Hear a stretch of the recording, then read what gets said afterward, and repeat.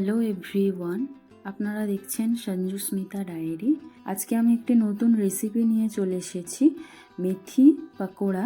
এটি বানানোর জন্য প্রথমে নিতে হবে কিছু ফ্রেশ মেথি শাক। এটাকে ধুয়ে আমি পরিষ্কার করে নিয়েছি।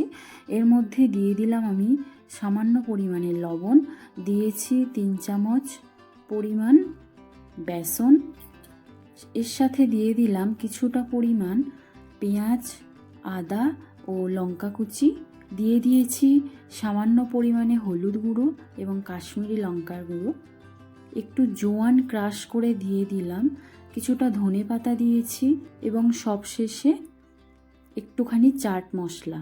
সুন্দরভাবে মিক্স করে এটাকে 5 মিনিটের জন্য একটু রেস্টে রাখতে হবে।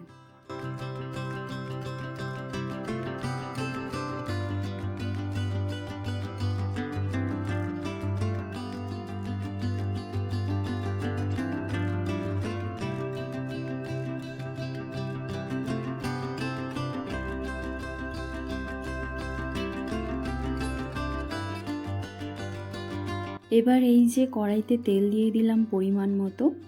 আমি এই পাকোড়াগুলিকে স্যালো ফ্রাই করব, আপনারা চাইলে ডিপ ফ্রাইও করতে পারেন।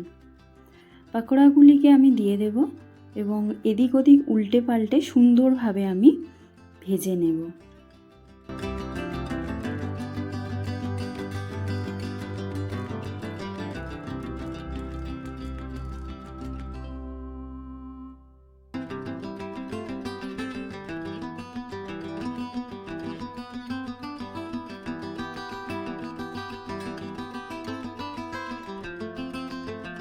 আমার পাকোড়া একদম রেডি হয়ে গেছে। আপনারাও অবশ্যই এই পাকোড়াটি ট্রাই করবেন, আপনাদের অবশ্যই ভালো লাগবে।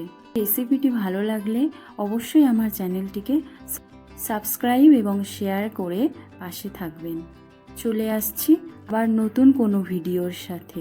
ততক্ষণ পর্যন্ত বাই বাই।